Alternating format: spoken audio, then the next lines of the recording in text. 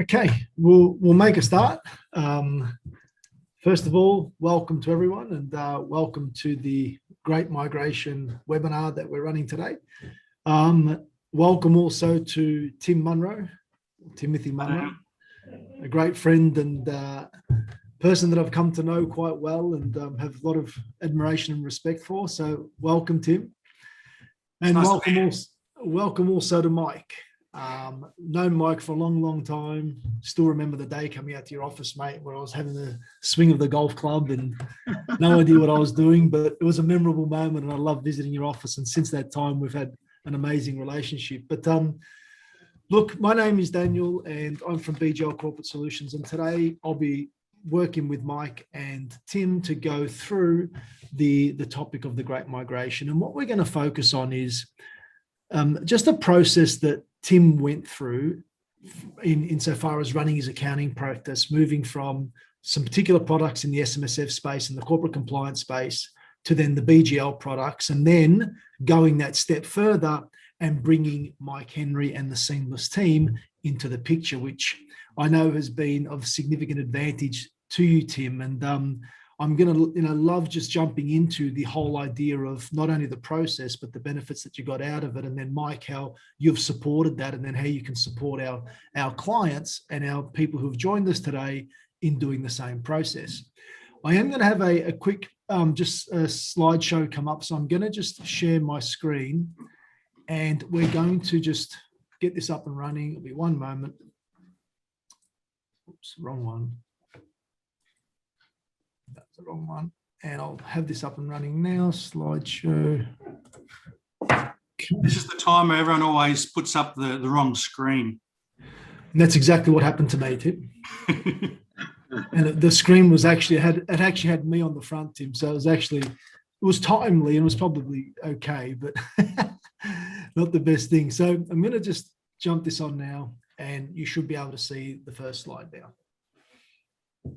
So before we go on and into the presentation, I just want to just get you, both Tim and Mike, to give us a bit of an intro about yourselves. Tim, I'll start with you first. Just give us a little bit of a background about you, who you are, what you do, and maybe an interesting fact about you. Okay. Look, I set up my accounting business straight from uni back in 1990. So I'm kind of a young fella, just turned 50, but I'm still, a lot of experience as far as been doing this sort of work for a long time. And I sold our business to Count Plus. I was in a partnership effectively. I then left that, set up Change Accounts and Advised in 2011 because I wanted to be an accounting business that focused just on using cloud software. So I think we were the third ones in Australia to use Xero in 2008, and we're using other cloud software. I then bought my business back from Count Plus, and that also includes like my accounting business, wealth advisory business, and also Change GPS, which is our software side where we've got tax planning, business structure advice, FBT, year-end reports, engagement letters, whole range of really good software that enables accountants to clearly explain the value of what they do for their clients. So I believe accountants should be loved more by their clients and they should be paid a lot more. And we're not doing a good enough job helping our clients to really love and appreciate us for what we do. So that's my passion. Fact about me, I love Formula One, so I love motor racing and love playing drums. So I'm really into a guy in the States at the moment called Corey Wong. Very, very funky music. Check out Corey Wong. Big tip. Thank you, Tim. And very interesting fact. I'm sure we're not going to start a band anytime soon, mate. Mike, welcome, Mike. And mate, I just love what you bring to any webinar and anything. You always got that smiling face and always that huge level of enthusiasm. And just tell us a little bit about you, mate, and tell us a little bit about what you do and where you've come from. I know that you come from running an accounting practice to now where you are today, and it's been a fascinating journey. So just tell us a little bit about you, Mike.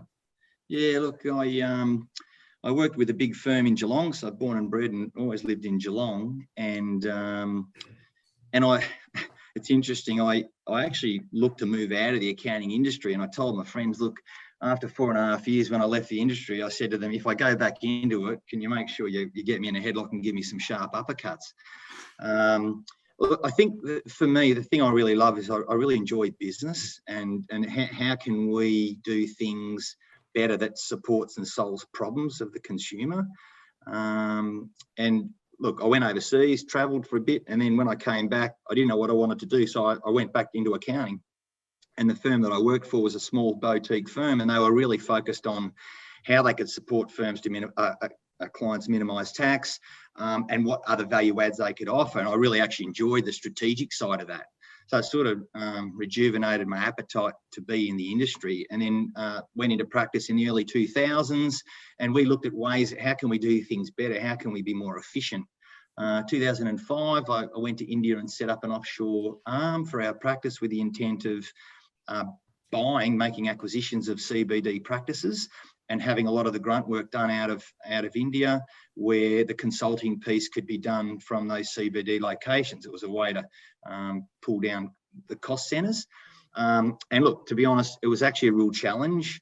We were talking 2005. We were electronic and dual monitors and all that way back then, electronic work papers. But it was actually hard just with connectivity. So that didn't work. After a couple of years, we pulled the pin on that. It was a little disruptive. We learnt that we probably didn't enroll our team around how that would work. We could have done better at that. So then, yeah, after 2011, I sold out of that practice, and back prior to selling, I just felt that we didn't get a lot of support. And as Tim knows, and people listening on the call, accountants, they are GPs of the accounting world. They have to be able to be across all the tax elements. They have to be across all the accounting standards. They're helping with mergers and acquisitions. Hell, they even have to put on a counsellor's hat sometimes and counsel clients. And you have clients that may be struggling. You've got clients that shouldn't be in business that are. You've got clients across multiple industries using multiple software applications. So there's a lot to do. So when it came to super, there's someone who's auditing the funds. Hey, give us some support. Like, can you be another set of eyes for us? Can you help us? And I just saw that was a bit of an avenue in the industry that was lacking. It was a very mechanical function of just delivering an audit as opposed to support. And that's how Seamless was born in 2014. And we've had a lot of fun and enjoyed the growth since, and helping a lot of firms. And we support accounting firms. That's what we want to do, support the accounting industry. Fun fact for you guys.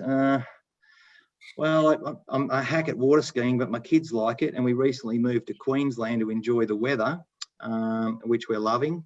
But look, I enjoy balance. I love the family and doing things where we're engaged with our clients and have a bit of a chuckle with them. And I don't take life too seriously, work hard, but have a bit of fun as well. That's me, mate. Thanks, Mike. And now I'll move to myself. I mean, being in the presence of these two blokes, I probably do need to have an introduction. I've been at BGL since 1997, and this year marked my 24 years. And I just love this business. I love what I do. I started off as an accountant, and Dad pretty quickly pushed me out of an accounting firm and told me to go out and find my own path. And I ended up at BGL, and it's been an incredible story, an incredible journey. And what really underpins who we are and what we do is the people that I have the pleasure of working with each and every day. And you know, I come to work on a daily basis, and I've pretty much got a smile from ear to ear, because this is a passion for me. It's not just a job; it's a passion. And we have two main products that we serve and we deliver to our clients. One is CAS 360, which is basically a product used by a number of accounting firms across Australia to do their corporate compliance work and their trust management. Simple Fund 360, which is used by around about 6,000 firms to do their SMSF work. And Simple Invest 360, which I'm pleased to say that we're going to launch in the next few months. And that will allow users or clients of ours to manage things like companies, trusts, individuals, partnerships, and manage their investments. So it's very exciting what we're doing and where we're going with this. And an interesting fact about me, well, there are a few, but a real interesting one would be that my mum and I are only 15 years apart. So my mum's a very young woman when she got married. She was married at 14, had me at 15. Wow. And my brother and I are 12 years apart, and my mother and I are 15 years apart. So it's quite interesting, but it's nice having a young mum. Well done. So we're going to jump into just a bit of the landscape and setting the landscape. And one of the things that I want to talk about, and I'll give you both the opportunity to talk about this, but one of the things that I'm really seeing around the challenges that accounting firms are facing is one around recruiting. And then two, a big one is also around freeing their people up to be able to do more value-added work, which we know the clients are really craving for and needing, but yet we pay attention to that, which is probably not so much value adding and focusing, and we're paying more attention to that rather than focusing on really the growth areas of our businesses. And Tim, I'll start with you. What are some of the challenges that even you're facing that you could talk about with our clients, but you're seeing overall that accounting firms are faced with?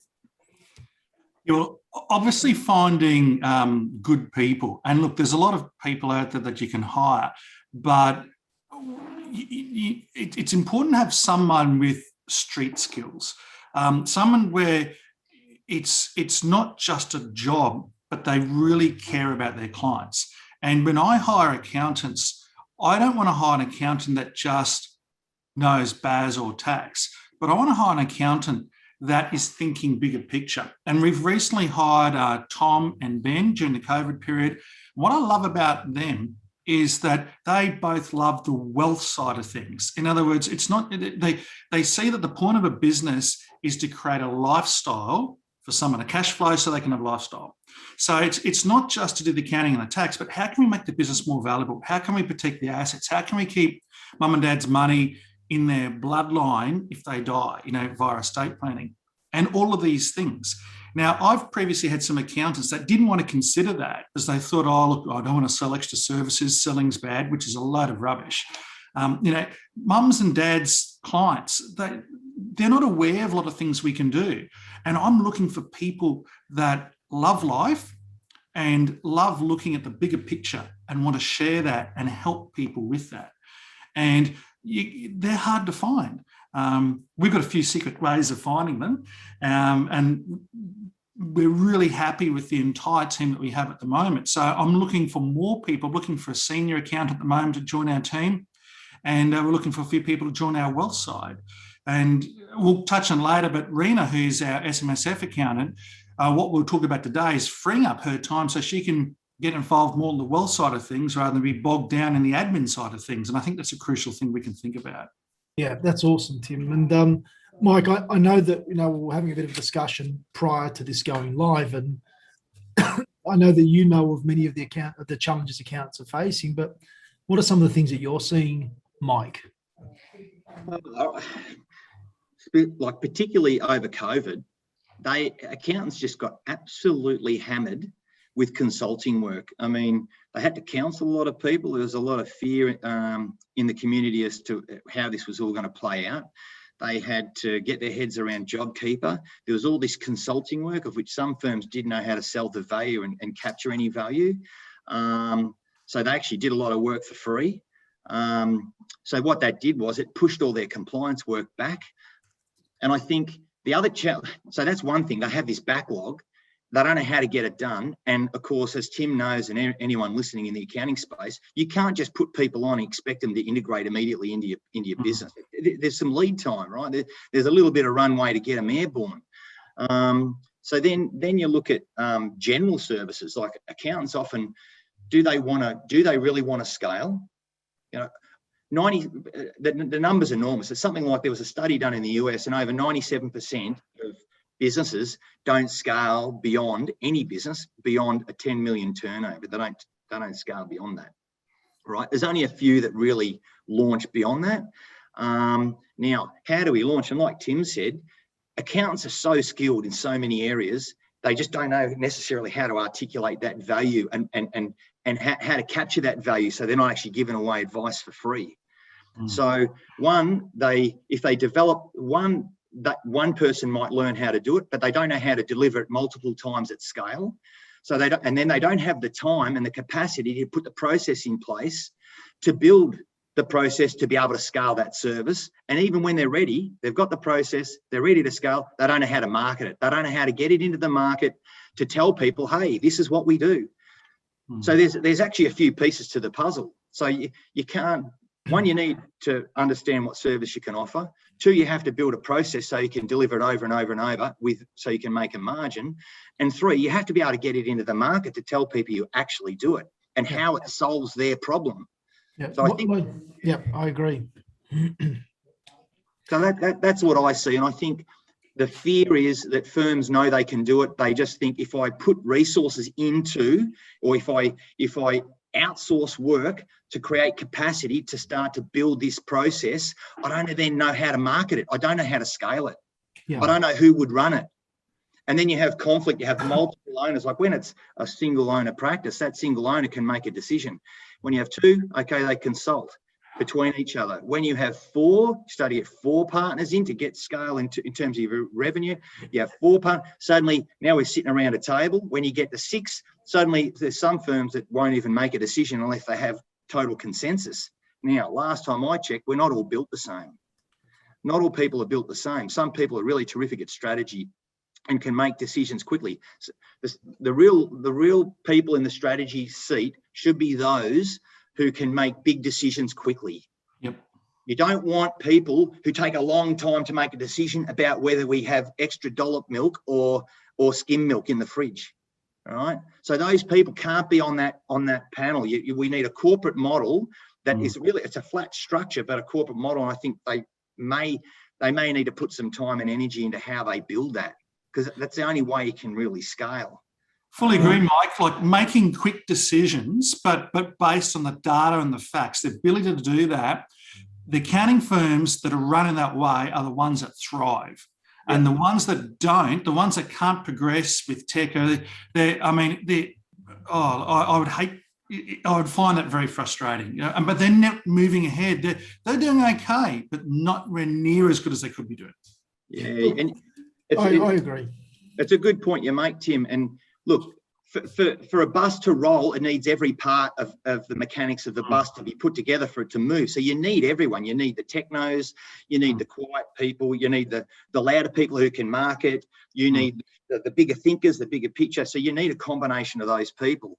So when you know what you need, then you look at your resourcing and say, well, what holes do we have? Yeah. And I think it doesn't mean that people can't be partners. It just means we need to segregate what roles people are making as partners. I mean, a partner generally represents they have an equity piece in the business, you know. Me, I don't use titles.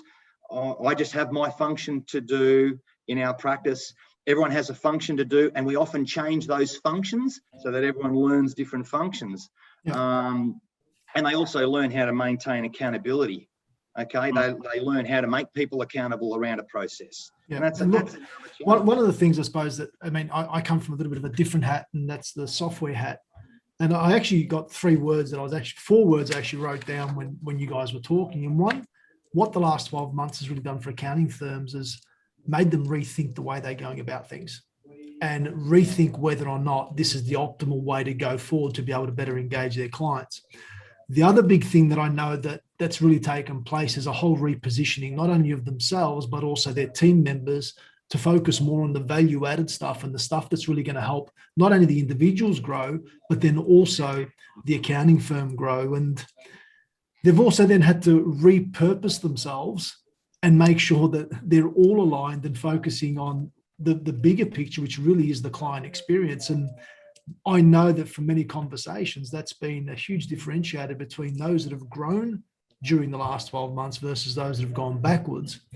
And then the last one I used was the word released, where, you know, we don't want people being engaged in that low value added type work, which can be better handled by either outsourcing or bettering your technology, right? And we're going to get into that. But Tim, I just want to jump onto this topic of corporate compliance and SMSF. Now, I don't want you to spend too much time on this, Tim, but just maybe explain what you were using and how you were using it, and then what you got out of it and what made you move.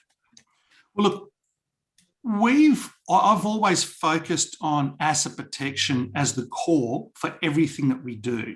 So it's been a bit of a different style accounting business. So we've always had hundreds of companies and discretionary trusts and unit trusts. Now, we haven't done as many self-managed funds as other accounting businesses. So we probably got a smaller group of self-managed funds, a larger group of companies and trusts and things like that. So, my wife, Lyndall, for years used the DOS version of CAS and everything. And when we went to 2011, to all the everything on the cloud, obviously CAS wasn't the cloud at that point in time. So we looked what was. We used Class Super for the SMSF. We're part of Count Plus, so that was kind of forced on us in a way, and we went on to now Infinity because they were there for the compliance. They had legal documents through. Things are pretty crazy. Lyndall fought me when we moved across because she loved CAS and was used to that. And I said, okay, look, I've got to go to cloud. And that was it. The problem, though, that we had was, as time went on, was that now Infinity didn't have the proper history of everything going back. And so technically, in my way of thinking, it didn't maintain the proper registers because it only took a snapshot of where we were plus anything moving forward, not everything going back. So we kind of had to have some paper stuff and some stuff in now Infinity. And look, I personally found there were issues that we had and support took a long time. And it just got to a point where CAS came out, we compared it, and a lot of advantages that we found. And so it's at that point where, okay, we've got to do something. And similarly with the self-managed funds, Class Super worked for us, but I've just found the interface horrific and it just wasn't intuitive to me. And I'm pretty good at software. I can jump in and use stuff. And it just, to me, it wasn't a great experience. Now, that's personal opinion. I'm not trying to put anyone else down. We've all got our feelings about things. That's just my feelings, yeah. Are you on mute, Daniel? And the thing is, right, I mean, you've gone into a little bit of why did you move, but I want to talk about another part of your move, and Mike will bring you into this in a moment, but not only did you move your corporate compliance software, but your SMSF software, but then I think you came to a point where you considered what you did with your SMSF admin and your SMSF work. Just speak a little bit around that, and that what made you reach out to the likes of Mike and Seamless, and why? Look, as everyone knows, with what we're doing, Change GPS, and that's what we call change, accountants, we need to embrace change. And I feel that accountants are generally very conservative, and well, they are. That's a fact. I'm probably what you would call an entrepreneurial style accountant, where I'm thinking from a business sense rather than a risk mitigation sense. And so when it comes to moving, it's a big decision, okay? Because there's a cost involved, there's a downtime, and there's team members that love what happened, what they're used to, and they don't like change. But from my perspective as an accounting business owner, I'm always looking at the profit margins. How can I make certain that I'm making more money or not going backwards? How can I give a better output to my clients? How can I have my data always daily up to date so I can have those conversations with my clients when they need them without having to say, look, it's going to take me a week to update this and come back to you. I want my finger on the pulse. I want my clients with stuff on their apps, on their phones, so they can see what's going on. So we're coming close to 30th of June. They know what their contribution caps are. We can have meaningful conversations. So I really wanted a solution that had everything always up to date and was generating good profits. And then, so obviously looking at what BGL offered gave me that in spades. Now the transition process, obviously that's where Seamless came in, because they were able to take all of my data from now Infinity, and so you took all the data from Infinity, they took all the data from Class, everything was imported. It was seamless to move forward. It just worked. It was easy. That's gold, Tim. Yeah. So, I mean, that was great. But then obviously using Seamless, we'll come to soon, they offered more as far as I could, instead of having accountants bogged down in admin work, I could do something much more profitable way. And Mike, I know that, and I want to speak to you about this, right, Mike, but maybe just explain what your focus is as a business and why you see people move to your solution, and why do you see some people hold back from moving, Mike? Because I think that's just as important to clear that air. Yeah, no worries. Well, I suppose in Tim's case, our focus is always, how can we help solve problems for our consumer? Like, what problem would Tim have that I can help him solve? That's our whole focus. Everything we build and everything we do is mandated under that. If all we're offering somebody is something that they're already getting, we don't sell it to them, right? There's just no value for them. And we don't sell things to people that they don't need. And you made the comment earlier, Tim, people that they don't like to sell. Hello, ripping someone off is when you're selling something, or you're trying to con them into something, convincing them to do something that they actually shouldn't be doing. All right, so we never do that, and we only align where we can provide value, where there's actually a real benefit. So as a consumer, and having had an accounting practice, I know what my problems were, and generally my problems were I needed someone who could help me to identify if there's a problem within a fund, and tell me and educate me around what that solution could be, if there is a solution. Like if a trustee has made a mistake, like, one, I need to know why it's a mistake, and two, I need to know how we actually solve that problem. We're not the sheriff who comes in with a badge and says, hey, we're going to hit you with a contravention, and hey, look how many contraventions we do. That's not what it's about. We want to protect the integrity of the industry, and we want to support the trustees and educate them. We want to make sure that the accounting firms we deal with look like Hollywood in front of their client.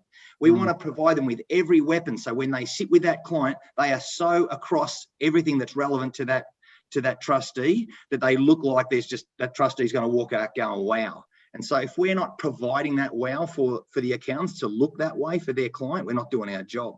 So then we thought, well, how do we do it, right? Well, one, the transition's got to be really, really easy. It's got to be simple. And so I think, look, we organise an induction. We get some basic data that's done electronically from Tim. Tim sends information about his firm, so for billing and who's going to access our portal. And then we organise an induction, and there's a walkthrough process. It takes about 15 to 20 minutes. They ask questions, and then they load their job, and it gets audited.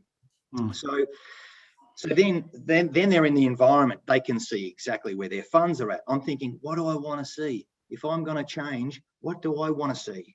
Yeah. I want to see where my funds are up to. I want to know how many, like in what stages they're up to. I want to know how many funds I haven't loaded. I want to know the trends of when we load our jobs. Like, I want to be able to export and see when jobs are loaded. So then I can help, that'll help me with my engagements in the next year with those clients, and try to time schedule them so I can spread the flow of our work. Our system gives you all that information. That's what it's for. There's a live pie chart that shows you, hey, of 100 funds, there's still 30 you haven't loaded. You know, there's all this data that we've got. And then on top of that, when we complete an audit, we want to make sure, well, how can we help Tim grow? How do we do that? How do we do that? We need to get information on Tim's funds. So when Tim looks at a dashboard, a KPI dashboard, another one within our system, he's got all this information that he can export. He can export if there's a management letter report. He can export and see which funds had management letters. He can export and see which ones had contraventions around related party contraventions, 1322C contraventions, like what buying an asset from a member contravention. Like what do we want him to be able to access so that he can then talk to his client and make sure that things are rectified before another year rolls around. Okay, like, so we're always thinking about what data can we provide. We want to show Tim what he charges his clients compared to the industry average. Is he too cheap? Is he too expensive? We want to show Tim what level of contraventions his clients have compared to the industry. We want to show Tim what return on the investments of those funds are. So if Tim has a wealth division, he can show clearly what the returns are for funds that use his wealth side and the funds that don't. So then he has data to go to the performers, to the trustees that don't use the wealth team, and say, hey, your returns are lower than what the returns are for the funds who actually use our wealth team. We're trying to help Tim's business. That's what we're trying to do. Mike, that sort of data is just cracker. That's exactly what we need, because we are 100% goals-based with our clients in the wealth and the business side. And I just had a team meeting this morning. We're doubling down on that because a lot of clients just aren't focused on you know, there's nothing they're aiming at. And remember that saying, most people aim at nothing and they hit it with alarming accuracy. Yeah. I love that quote. And so we are just, and that's the whole point of using, if I can go back to using Simple Fund, I love the charts in there that make it very easy for my clients to see the rate of return of their fund across all assets. That is so important. And problem I had with Class Super didn't give me that detail. And the detail I get in BGL is brilliant. I'm able to use the different styles of charts to look at the different sort of income and returns over a period of time, because that's what a client wants to see. And I want to compare that with an average for ASIC top 100 or whatever. Now, what Mike gives me is I can compare across other data points. And that's real value add to go to a client and say, look, you might be doing this, but with our help, instead of doing 6s or 7s or 8s, we could be getting you 12s or 14s. And you know what? At age 65, that's an extra 25 grand a year. Isn't it worth us having the conversation? Correct. Wow. Yeah, look. You've got real data. So you're not speculating to the consumer, right? That's not what you're doing. You're actually giving them real data as proof to make them change their thinking. Yes. So, look, the accounting industry is prevalent, right? Is that they focus on cost. They're always cost. And I get that. You want to focus on cost, but you have to think big picture as well. You've got to think of the upside. And sometimes the investment's so critical, in how we think, and having data for people to go, you know what, I actually need to spend money and get an advisor on the wealth side to help me get better returns for my fund, and making the invisible visible a big piece of that puzzle. And that's the thing that holds back the accounting industry, their focus on cost. The software, and we know it's changed GPS, where the firms that are using it well are making a mozza. And some that, we've just done a reprice, and some firms are, it's too expensive. And I'm thinking, wow, like your competitors are hitting it out of the park. There's no reason why you shouldn't be doing it, but it's going to cost extra $100 a month. I'm going, wow, that's like a quarter of a chargeable hour or half a charge, and you can get this result. Accountants, be entrepreneurial. Think of this as your tools of trade. What will you generate as a result? Yeah. Absolutely. Yeah. Look, I want to jump onto this question, and I just want to. So I suppose I'll head it up, and it's what have you gained by these changes? What do you know that your clients gained from it? And I'll just want to add a couple of things here. There's a lot of talk around what do you gain by moving to cloud and all different types of technologies. And one of the things that I know that our clients have gained on both CAS 360 and Simple Fund 360 is just a huge decrease in time to get traditional practices or processes out the door and outcomes out the door. And what I love about it is, say, for example, in CAS 360, now we're about to release this, right? We're just releasing our thing called the automated annual review, right? So all it basically means is that every day, instead of you having to go in and check things and do things, that the system will automatically push the annual reviews directly to your clients. It'll do all the checks, do all the balances, make sure that everything's right, and bang, it's automatically sent to your clients within moments, right? Mm-hmm. Things like delivering an annual review where you could, traditionally you'd put it in the post, you'd have an Excel spreadsheet with a due date to remind you and all these things that you were using outside of the system. It's all now built within the system. And you can manage the whole process from end to end. And same as with your SMSF stuff. Like I was at a group last night and we were talking about how difficult in the past it was to go through and gain, information about, say, which of your clients had met their minimum pensions. In Simple Fund 360, with what you do, Mike, and the way that you've adopted Seamless's services, Tim, you literally can go into Simple Fund 360, click on a button, and you've got all the clients that haven't met their minimum pensions within a couple of seconds, right? And it was just incredible because I remember being out at a client and we're talking about the non-concessional cap limits and how they were going into the ATO to find out some of the balances.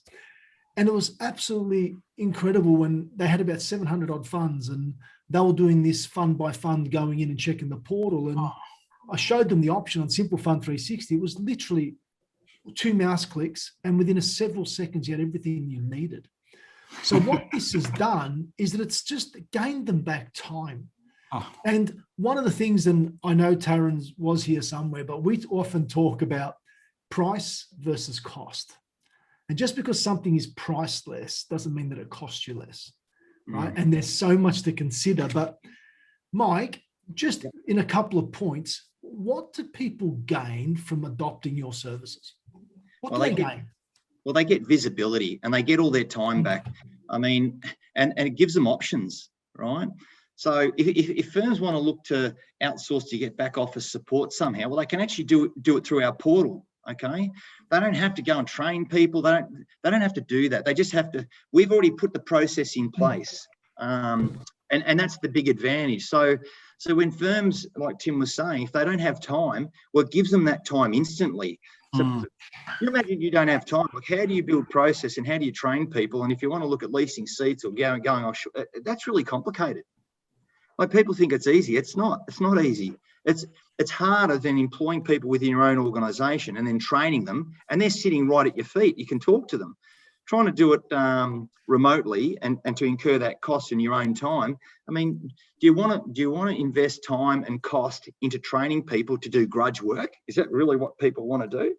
Well, maybe they do, but it really, again, that's taking away time that they don't have to then focus on value-add services that actually solve the problems of the consumer. Yep. Building an offshore component to do compliance. Look, if you have 1,000 accountants in the room, and if I ask them who is the best accountant in the room, well, I'd take a bold person, but there's no one in that room that can prove to me that they're better than the person next to them. There's no way you can prove that. Right? What do you bring out your uni results? You bring out your PY or your CPA results? Is that what we do? So why is it that some grow and some don't? Well, some people are thinking like business people and some people are thinking like compliance people. Yeah. That's the difference. So the value we're bringing from an entrepreneur's headset, which is what I am, I'm trying to provide value. So it's all about visibility and giving consumers options. So, okay, like you mentioned, Daniel, there's cheap, but cheap can be very expensive. I mean, and I think it can cost a hell of a lot. Yeah. Yeah, and like Tim, with this independence change, we are now getting audits and testing audits for firms that used to do the audits in-house with their Chinese wall, and they know they can't do it. And we're getting those funds now. And look, reluctantly, we're probably picking up some problems that, look, we just have to have the conversation with them, right? And if they were using a cheap provider and now they're switching to us because of the value add that we provide, again, we're seeing problems. And the problems are in common areas that, I don't know, auditors aren't spending enough time, or at the price, they're not actually doing the audit properly. I mean, there was even talk of some auditors who were getting, for every 10 audits, they would do one. They're actually selecting samples of the number of audits they did. They weren't selecting samples of transactions. They were selecting samples of the funds they got. So if a firm gave them 100 funds, they do the first 20, go, look, they're really good. So now we'll only do one in every 10 they give us, but sign all the rest off. Like, it blows your mind, right? So Mike, you're telling me you just don't let your signature out lightly? Well, look, to the ATO's credit, and they've got their work ahead of them, right? They're to try to interpret the new independence rules under APES, the new APES code. They're trying to interpret it, and I reckon they're doing a pretty good job. Yeah. They're just trying to see who gets captured, why they get captured, and they're probably getting a lot of noise from every side. They've got people with biases saying, oh, they shouldn't do this, they shouldn't be able to do that. So they're trying to get and collate data. And look, like anyone else, we have to review what we do, and we're having conversations with the tax office to make sure that we can get their view. We want to review. We want them to check and make sure that what we do is right. Yeah. Now, we know there are firms who are not going to follow the independence rules. They're not going to do that, right? They're going to roll the dice and see if they get caught. I'll tell you, I wouldn't mind if not worth it. Not worth it. No. Money. If I work for the tax office, it's actually not that hard to find. Yeah. It's not that hard to Agree. find. And I think the other interesting thing too is there are people who are coming into the audit market knowing that there's this influx of work. The ATO predicts it's around 200 to 300,000 funds. Now, that's a lot of work that auditors have to try to get out that was once done in-house. So there's firms that now have to fill a revenue void, but they also, there's audit firms that are coming into the market. Now, Tim, Daniel, last time I checked, if you got inundated with work, you wouldn't drop your price, would you? If you're getting squeezed to the walls because you've got so much work pouring on top of it, you're not going to, but that's actually the funny thing, that's what's happening. Because I think there are some providers that they need to get as many different supply chains as they can to meet their 20% rule, which is the loose rule around dependency. But they're actually going to do them where they're going to compromise the audit, the quality. They're going to compromise the trustees and the firm. They're going to compromise themselves because they're going to struggle to make a margin and scale and be able to cash flow that. And when they collapse and there's fewer providers, the price will drive. And no one wants that. We want to find that nice, that nice medium where everyone wins and everyone gets a drink from the trough. Okay. That's right. Yeah, that's good. So, yeah.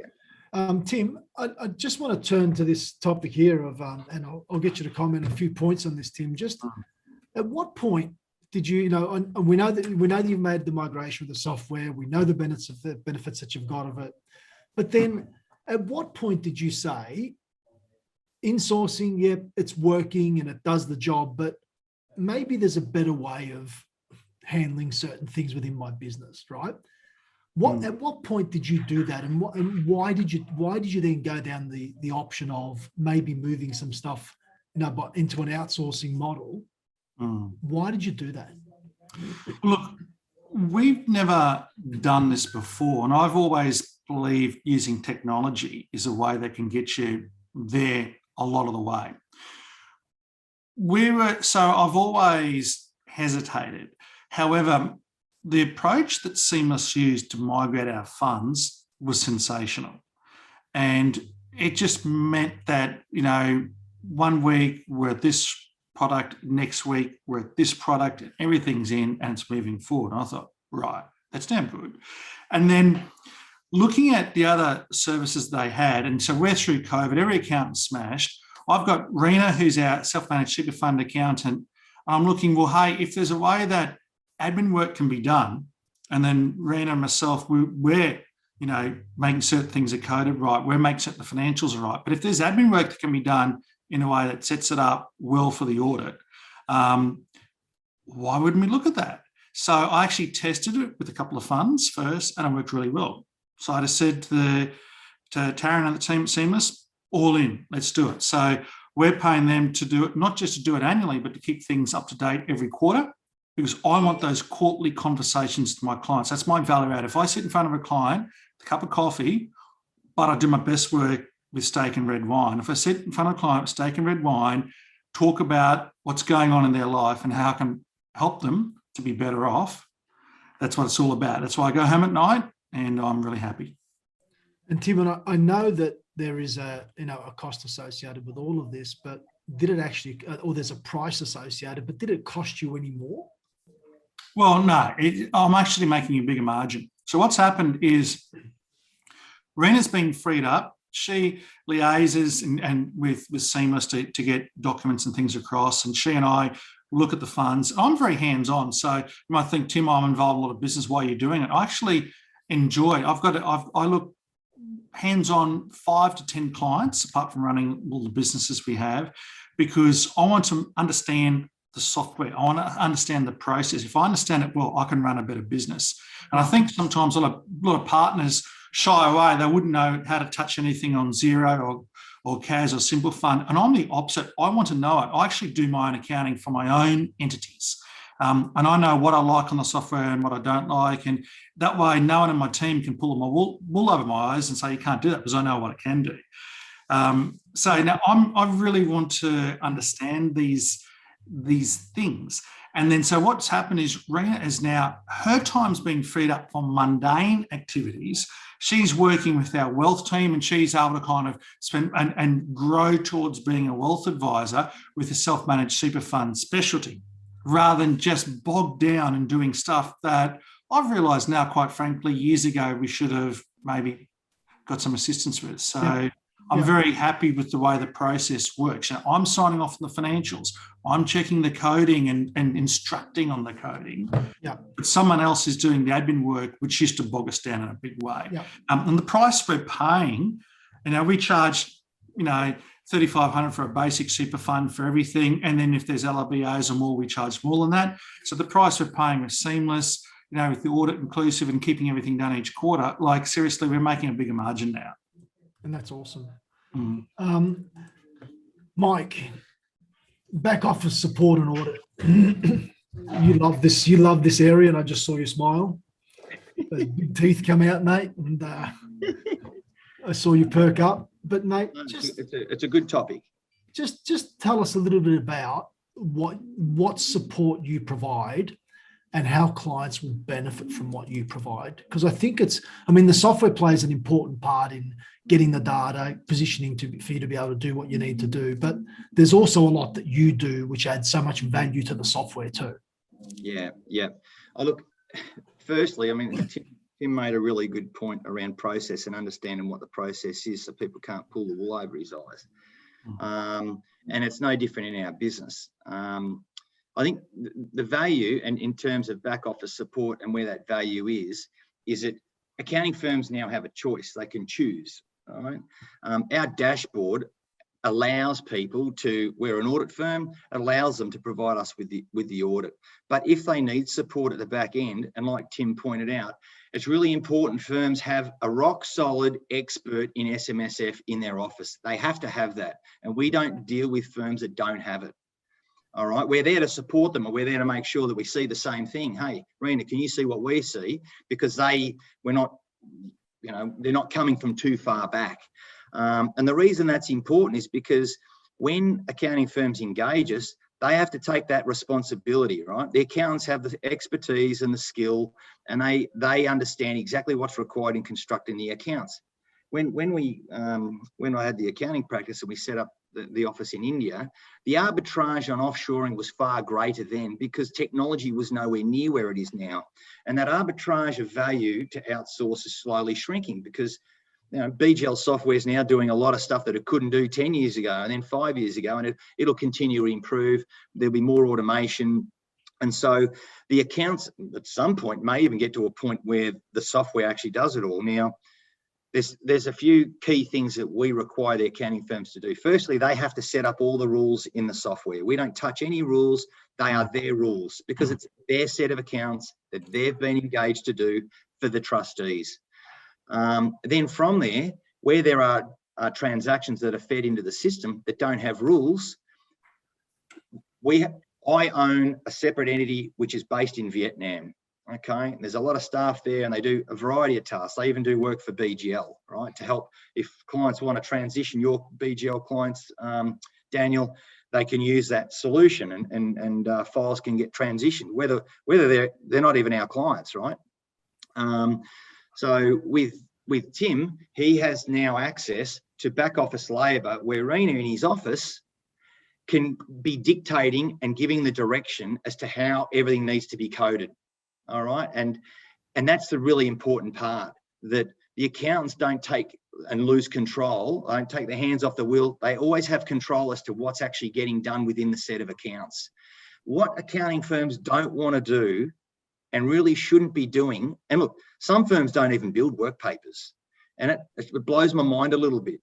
Because if there were to be a software problem, if they were to transition software, if a client was to leave and you stop the subscriptions for the software, well, you've got a requirement to retain data to prove what you lodged.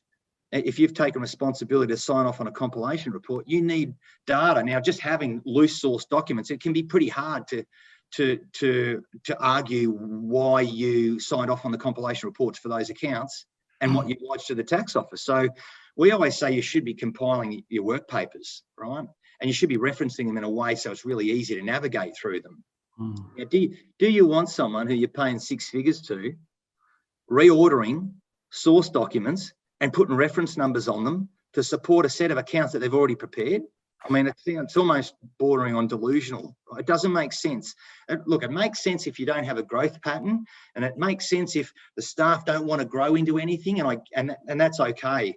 And there's firms that don't want to play a big game, right?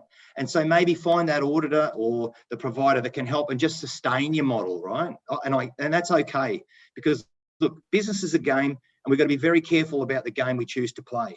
Do you want to play a big game, a little game? It doesn't matter. We're all going to drop dead with no money. All right.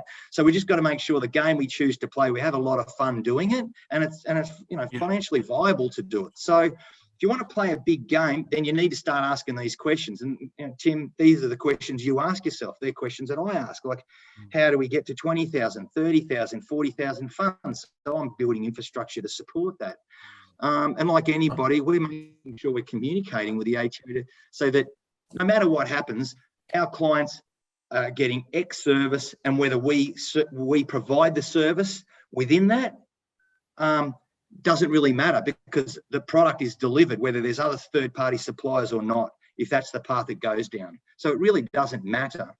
But what it has done for us, and what COVID's done for us, is it's made us think more broadly about our platform. So now we're getting people saying, hey, this platform, we can see everything. We can see everything's date stamped. We know where jobs are at. We know who has them, how long they've had them for. We know what we're waiting. Like, the visibility is unbelievable. So we thought, well, let's monetize it. Let's make it available, because there's actually a real hole in the accounting industry, and that is there's no workflow platform that helps you work out job loads per person and give you visibility of where things are. Exactly. There's a real gap, right? Yeah, there is. So I'm just thinking, well, how can I help? We've sort of got something. We didn't intend to do this, but maybe this is what we'll do. Maybe we can help fulfill that gap. So we've had, big second tier firms say, hey, who now use this because of the independence, are saying, can we license this? This is great. Yeah. Well, as it stands, no, but we might just put a couple of bells and a whistle underneath to make sure that we can make it available for jobs that we don't even get, and people can just use it, right? And they pay a subscription or something. So, and that won't be difficult to do. But this is the thing about back office audit. We've got access to supply chains for business services, and the trajectory of that growth is actually going quicker than what the growth that was originally for our super side, right? For our super audits. So now people can tap into, we might need help to help do some legwork for a set of accounts that are in zero, got nothing to do with super. So again, accountants just can use that resource however they choose. We don't get involved in it, but they can access that. Yeah, that's right. Look, just a couple of the key things that you already mentioned there from both of you is that, one, no matter what back office support you're using or what technology you're using within your businesses, take an interest in the technology. Yeah. Know what it does, know how it works, because one of the things that I can tell you in my role, and it can be a little bit disheartening, but it's a great point for us to grow on, is that I know that within our software products, people are probably using somewhere between 20 and 40% of the features within a product set, right? Like, I'll give you a great example, and Mike, you touched on this, is the accounting work papers. We've got a fully integrated set of accounting work papers that automatically populate, push through the source docs, and then give you whatever you need ready for audit just so easily, right? So there's lots of great things there. And the other thing that you said too, Mike, and I think, Tim, you've alluded to this indirectly, but when you're using the technology and you're using the great functionality within the technology, you've always got to have someone in the office or in the firm that actually understands the whole compliance piece and the technical part of it. It's not a matter of pressing a button and everything's done and there's no need to understand. And I remember when I first started off in support at BGL, like, one of the things I used to do is excuse my language, but I used to pull out the statement of taxable income, and I used to try and reconcile the line items, because Mr. Lesh was doing code and I wanted to know how he's doing his tax calcs, right? But I wanted to know, because when a client asked me, I knew the answer. Yeah. And that's really important, that, technology is great. All the service that we provide, and, that both Tim and Mike do, are amazing, but ultimately you need to understand what's going on. So when you sit in front of your client, you can explain in detail exactly what's happening. So I think that's an important point. And when it comes to, and we're going to finish up on this, and because we've almost hit our hour. But Tim, I know that you've experienced some significant differences, in the way that you go about your corporate compliance, your SMSF compliance, and now also the way that you do your SMSF, from the beginning to the end. Yeah. You've experienced some great significance, or experienced some great differences, but you've also gained a lot. And what is it that you've gained? And then, Mike, I'm going to ask you the same question. Like, what differences can clients experience from your service, and what are they going to gain out of it? And I'm going to touch a little bit on audit fees when we do that, Mike. Look, from my perspective, we were behind in our work. This enabled us to catch up. This enabled us to free up at least half of Rena's time so she could focus on more important things. This gave me a solution where my funds are always up to date. So if a client comes in, or if we have we're up to tax planning right now. How can we do tax planning with our clients properly if we don't have funds up to date, if we can't see what the contribution caps are? And then I want to know exactly what it is, because I might be using a strategy like a double contribution and a contribution suspense and things like that. Put that in towards energy. There's so many things that we can do to help our clients. That might be a good strategy for some clients that have done well this year. But without this up-to-date information, I haven't got that. So the combination of Simple Fund 360 and Seamless has given me that data so I can have the meaningful, great conversations right now with clients. And I need them at the touch of a button. And it's enabled us to catch up. And as we're moving forward with everything, not only am I making more money from each one, but I'm able to help my clients on a timely basis continually. And that is just gold. Yeah, great. Now, Mike, I'm going to touch on, you haven't got too much time here, Mike. I'm going to unleash a question that you can talk a lot about, right? So the differences and even the gains enormous, right? I know that you make no excuse for your audit fee, because I've seen it and I've experienced it, and your service and audits are quality, right? But I also see some audits floating around from as low as $100, $120, right? That's ridiculous. I've seen them and I've heard of them, right? Now, Mike, why is this? Some people are lured into this, right? But what are the differences with what you do, and what assurance and gain do you provide your client with the service that you guys do? Well, I suppose if there's people offering a $100 price point, they wouldn't want to get a super fund that invested with Melissa Caddick, that they found her foot on a beach, right? Now, I don't know how you can do the compliance work at $100 and make a lot of money. Now, if you're domiciled in the Philippines, or if you're domiciled offshore and that's where you run your business, and your living costs are really low and you're making $5, $10 a fund, well, maybe that's good bucks for you and good luck to you. Now, we all know that there's a breaking point. An audit takes X amount of time. And if you get inundated with a lot of audits, there's only so many that you can do until you need to continue to scale, right? And you can only scale at a certain pace. You can fill your pipe, but you can only deliver X amount as you grow.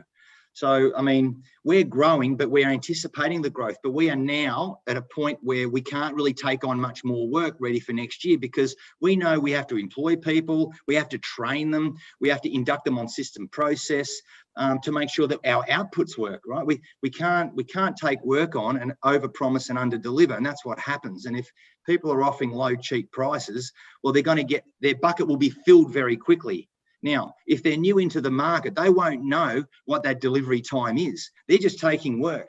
So there's going to be blockages in delivery of getting that work out. Then to counter that slack in delivery, they're just not going to do the audits properly, which means now accounting firms will become vulnerable, and so too will the auditor. But more importantly, the trustee. We've got to have a focus on how we're helping them. And if those businesses eventually collapse, it'll just drive price up. So for us, we're about trying to offer a price where it's a reasonable and fair price for everyone, where we know we can do the audit properly, and we're giving access to all this other information that helps the firm grow. Because that extra cost to use us, where we can provide data to help you grow, is the cost is nothing compared to the growth that you get. The average price, if people aren't charging $2,500 a unit, and if they grow by say 10 to 20 funds a year, and they're worried about $100 a fund, I mean, you just have to do the math. This isn't difficult. But I think we get lost in it. But if we can grow, well, good luck growing if you don't have the data to help you grow. I mean, you need hard data to support your message to the consumer to help grow. Yeah, that's awesome, Mike. It's simple. Tim, any final thoughts? Because I am going to wrap it up. Or Mike, any final thoughts? Look, just the thought on the audit fees. A lot of accountants go for cheap. They don't want to invest. They're looking, I don't want to pay for that. Used to paying $25 a month for zero file, want everything cheap. Be entrepreneurial. Don't think cheap. If you go for cheap audits, it's going to come back and bite you. It seriously will. You want to make sure your team is someone that's going to give you quality and are de-risking your business. So I like the approach that Mike and his team have used. They're charging a proper fee it's de-risking my business. I can sleep well at night. I know I'm going to have zero issues if things are looked at in the future. And the other thing is, don't stick your head. I'm going to be really brutal, accountants. Don't stick your head in the sand and think it's too hard. Don't think, oh, my team going to revolt because they're used to using one thing. Like, this is your business. You know, if it's an accounting firm owner that's here, this is your business. You run the rules. You know, if it's going to save you money, if it's going to make you more money, if it's going to make you more efficient, it's going to give you better information to use with your clients, put your foot down, put on the big person pants and make a decision. Let's get on with it. What I'm saying is what we've done with BGL and Seamless has been absolutely fantastic. Consider it. It mightn't be the thing for you. That's great. But it might be the thing for you. And if you've missed out and think, I'll do it next year, there's never a good time. Jump in, get it done now. Well, guys, I'm going to wrap it up there. I've learned a lot from both of you today. You're not only good looking, but you can talk. And mate, I'm normally a good talker, but you guys take the trophy, mate. You come in at equal first. I come in a far distant third. I don't know, but far out. I very much respect both of you, and I love what you've brought to the table today.